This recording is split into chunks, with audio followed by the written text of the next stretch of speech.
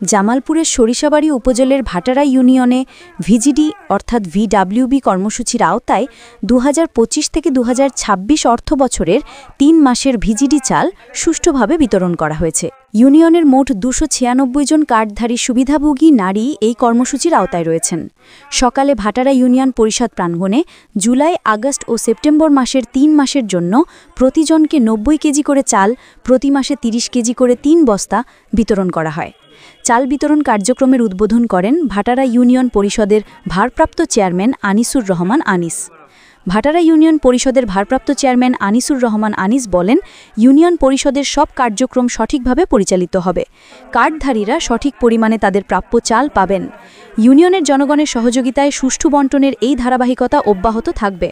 ভিজিটি চাল বিতরণের সময় উপস্থিত ছিলেন সরিষাবাড়ি উপজেলা মহিলা বিষয়ক কর্মকর্তা শায়লা নাজনীন, সরিষাবাড়ি উপজেলা পাট পরিদর্শক ও tag officer Mohammad Aurangzeb, Bhatara union পরিষদের সচিব সাজেদুল ইসলাম, ইউপি সদস্যবৃন্দ ফরহাদ হোসেন, মুস্তাফিজুর রহমান খাজু, বেলাল খান, মজিদ মিয়া, আজাফর হোসেন রাজা, মহিলা ইউপি সদস্যবৃন্দ শেফালি বেগম, আসিয়া বেগম ও হেপি বেগম।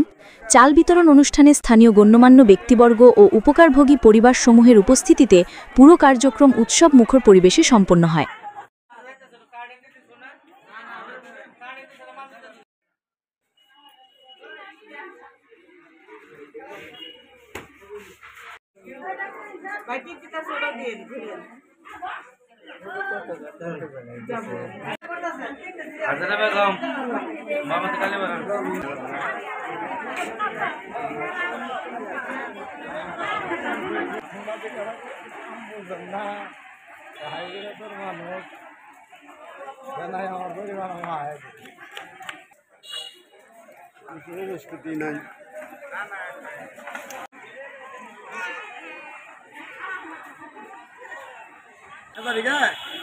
আমার না